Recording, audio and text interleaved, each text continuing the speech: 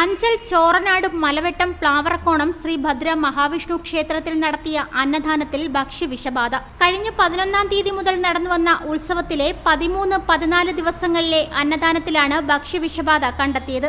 അന്നദാനം കഴിച്ച നിരവധി പേർക്ക് അസ്വസ്ഥതയുണ്ടാവുകയും ഛർദി, വയറിളക്കം എന്നിവയെ തുടർന്ന് ആശുപത്രിയിൽ ചികിത്സ തേടുകയും ചെയ്തു. ആരോഗ്യവകുപ്പിന്റെ പ്രാഥമിക കണക്കനുസരിച്ച് 83 പേരാണ് ഭക്ഷ്യവിഷബാധയേറ്റ് ചികിത്സ തേടിയിരിക്കുന്നത്. നമ്മുടെ ഈ ക്ഷേത്രത്തിലെ ഉത്സവം 4 ദിവസത്തെ ഉത്സവമായിരുന്നു. വളരെ ഗംഭീരമായിട്ട് എല്ലാ പരിപാടികളും, സാംസ്കാരിക സമ്മേളനം മുതലായ എല്ലാ നല്ല രീതിയിൽ മംഗളമായിട്ട് ഇവിടെ നടന്നു. അന്നദാനം 4 ദിവസം ഉണ്ടായിരുന്നു. എല്ലാവരുടെ കൂടി കാറ്ററിംഗ് സർവീസുകാർക്ക് മൊത്തം കൊടുത്തില്ല, നമ്മളെല്ലാവരുടെ കൂടിയാണ് ഈ അന്നദാനവും നടത്തിയത്. നല്ല ആൾക്കാരും ഉണ്ടായിരുന്നു. നിർഭാഗ്യവശാൽ ഇപ്പം ഈ കഴിച്ചതിൽ കുറച്ച് പേർക്ക് ഒരു 50 പേർക്കകത്താണെന്ന് അറിയാൻ കഴിഞ്ഞു. 50-60 പേരായിരിക്കുമല്ലേ. ചില ആൾക്കാർക്ക് ഛർദില്, വയറിളക്കം, പിന്നെ വയറ്റുവേദന, അങ്ങനെയൊക്കെയുള്ള ചെറിയ പ്രശ്നങ്ങളുണ്ടായിട്ടുണ്ട്. അപ്പം തെറ്റിദ്ധാരണ ചില ആൾക്കാർ ഈ പറഞ്ഞു പരത്തുന്നുണ്ട്. മാരകമായിട്ടുള്ള ഈ ദൈവം സഹായിച്ച് വലിയ പ്രശ്നങ്ങളൊന്നുമില്ല, ചെറിയ ചെറിയ പിന്നെ അസ്വസ്ഥതകൾ മാത്രമാണ് ഉണ്ടായിട്ടുള്ളത്. ഇതിന്റെ പേരിൽ ആരും ഹോസ്പിറ്റലിൽ അഡ്മിറ്റ് അല്ല. അതുപോലെ നമ്മുടെ ഒരു സംശയം എന്ന് പറഞ്ഞാൽ ഈ കുടിവെള്ളത്തിലാണ്. പനയഞ്ചേരിയിലുള്ള ഒരു കക്ഷിയിടയിലാണ് നമ്മൾ നേരിട്ട് പോയി പിന്നെ കിണറെല്ലാം കണ്ടതിന് ശേഷമാണ് പുള്ളിക്ക് ഓർഡർ കൊടുക്കുന്നത്. അതുപോലെ ഈ അടുത്ത പ്രദേശത്തെ ഇവിടെ ഒരു ചോറനാട് ഗുരുമന്ദിരമുണ്ട്, ഏറത്തൊരു ക്ഷേത്രമുണ്ട്. ഇവിടെ എല്ലാം പിന്നെ ഉത്സവങ്ങൾ ഇപ്പം കഴിഞ്ഞേ ഉള്ളൂ. അവിടെ എല്ലാം ഇദ്ദേഹമാണ് ഈ പിന്നെ അന്നദാനത്തിന് വേണ്ടിയുള്ള വെള്ളം കൊണ്ടുവന്നത്. അപ്പം അതിന്റെ പേരിൽ അയാളെ നമ്മൾ നേരിട്ട് പോയി കാണുകയും ആ കിണർ നമ്മൾ പോയി പിന്നെ കണ്ട് ബോധ്യപ്പെട്ടതിന് ശേഷമാണ് പുള്ളിക്ക് ഇത് കുടിക്കുകയും ചെയ്തത്. അങ്ങനെ അദ്ദേഹമാണ് ഇവിടെ വെള്ളം വന്നുകൊണ്ടിരുന്നത്. പിന്നെ ഈ ഇവിടെ ടാങ്കിൽ വെള്ളം തീരുന്നതിനനുസരിച്ച് നമ്മൾ വിളിച്ചു പറയുമായിരുന്നു.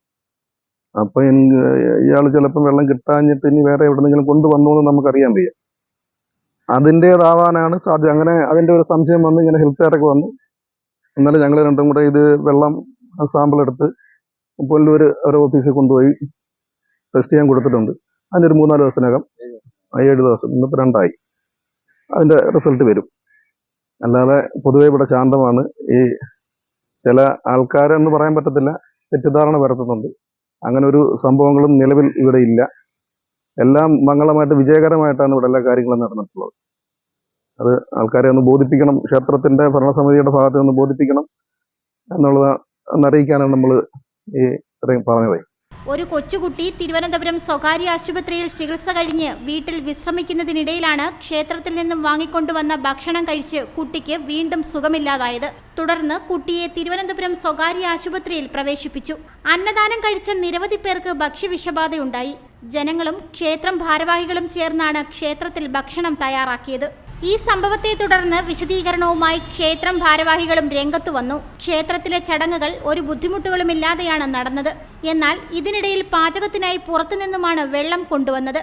വെള്ളത്തിൽ നിന്നുമായിരിക്കാം ഭക്ഷ്യവിഷബാധയ്ക്ക് സാധ്യതയുണ്ടായതെന്നും പുനർപരിശോധനയുടെ ഭാഗമായി കൊല്ലം DMOയുടെ നിർദ്ദേശാനുസരണം മെഡിക്കൽ സംഘം സംഭവസ്ഥലം സന്ദർശിക്കുകയും വെള്ളത്തിന്റെ സാമ്പിൾ ശേഖരിച്ച് പരിശോധനയ്ക്ക് അയക്കുകയും ചെയ്തിട്ടുണ്ടെന്ന് ക്ഷേത്രം ഭാരവാഹികൾ പറഞ്ഞു.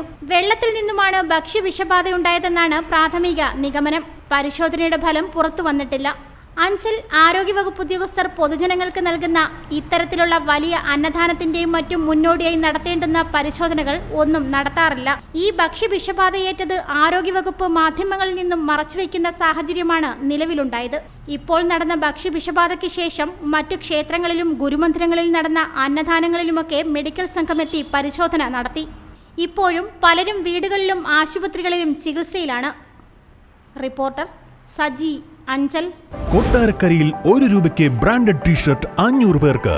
വസ്ത്രങ്ങളിൽ വിലക്കുറവിന്റെ വിപ്ലവം തീർത്തുകൊണ്ട് മുന്നേറിക്കൊണ്ടിരിക്കുന്ന വസ്ത്രമഹാത്ഭുതത്തിന്റെ ഉദ്ഘാടനത്തോടനുബന്ധിച്ച് മാർച്ച് 9-ാം തീയതി ശനിയാഴ്ച മുതൽ മാർച്ച് 11-ാം തീയതി തിങ്കളാഴ്ച വരെ ഔട്ട്ലെറ്റിൽ നിന്നും പർച്ചേസ് നടത്തുന്ന 500 ഉപഭോക്താക്കൾക്ക് വസ്ത്രമഹാത്ഭുതം old Venus theatre compound near government hospital, Chanthamukku, Kollam road, Kottarakkara.